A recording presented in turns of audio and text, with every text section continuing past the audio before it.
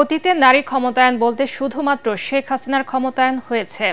তাই একক ক্ষমতায়নের বলয় থেকে বেরিয়ে এসে নারীর প্রকৃত ক্ষমতায়নের উদ্যোগ নেওয়ার তাগিদ দিয়েছেন বিশিষ্টজনেরা। রাজধানীর মুক্তিযুদ্ধ জাদুঘরে এক অনুষ্ঠানে আলোচকরা বলেন, সমাজের সব ক্ষেত্রে নির্মমভাবে নারী ক্ষমতায়ন নিশ্চিত করা গেলে নারীদের প্রতি সহিংসতা কমে আসবে।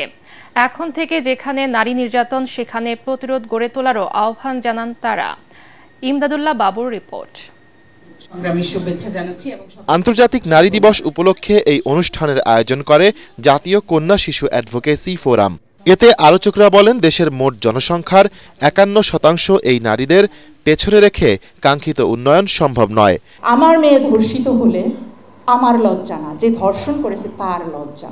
আসুন আমরা এভাবেই মনোভাব বদলের চেষ্টা করি। আমরা যদি ফ্যাসিবাদের বিরুদ্ধে রুখে দাঁড়াতে পারি, ওইভাবে আমরা কেন নির্যাতনের বিরুদ্ধে, আমরা কেন ধর্ষণের বিরুদ্ধে আমরা দাঁড়াতে পারবো? নারী মুক্তি, ক্ষমতায়ন, অধিকার কেবল কাগজে আবদ্ধ না রেখে আমরা এটাকে কিভাবে আরো প্রসারিত করতে পারি সেই জায়গাটা আমাদের আসলে দেখা উচিত। অনুষ্ঠানে বিশেষ অতিথির বক্তব্যে ডিবেট ফর ডেমোক্রেসির চেয়ারম্যান হাসান আহমেদ চৌধুরী কিরণ অভিযোগ করেন, অতীতে দেশে নারীদের কাঙ্ক্ষিত ক্ষমতায়ন হয়নি।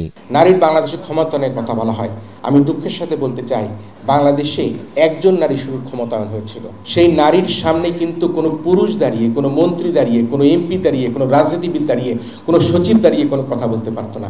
তিনি ছিল পতিত প্রধানমন্ত্রী শেখ হাসিনা। বাংলাদেশে এখন সুসময় এসেছে, আমরা সেই প্রতিহিংসার রাজনীতি থেকে বের হয়ে আমরা আমাদের নারীদের প্রতি সমঅধিকার প্রতিষ্ঠা করে নারী পুরুষ সকলে মিলে বাংলাদেশের ঐক্যের বন্ধনের মাধ্যমে আমরা বাংলাদেশকে এগিয়ে নিয়ে যাব। প্রধান অতিথির বক্তব্যে নির্বাচন সংস্কার কমিশনের প্রধান ডক্টর বদিউল আলম মজুমদার বলেন, অধিকার আদায়ে নারীদেরও নিজেদের যোগ্য করে গড়ে তুলতে হবে। নারীর প্রতি নিগ্রহ নির্যাতন অবসানের কথা বলি, আমরা সমাজের সাথে লড়াই করছি না, নিজের সাথে লড়াই করছি।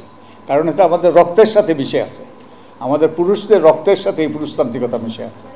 আবার নারীরা কিন্তু সামাজিকতার কারণে এটা অর্জন করেছে। পুরুষতান্ত্রিকতার ঊর্ধ্বে উঠে আমরা যেন এই সমাজে নারীদের জন্য সম অধিকার এবং সম সুযোগ এবং সকল রকম বঞ্চনার অবসান যেন আমরা করতে পারি। এ সময় নারীর অগ্রযাত্রায় অবদান রাখায় ঢাকা বিশ্ববিদ্যালয়ের শিক্ষক ডক্টর সামিনা লুৎফা এবং প্রান্তিক ও পাহাড়ি নারী অধিকার কর্মী ইলিরা দেওয়ানকে বিশেষ সম্মাননা দেয়া হয়।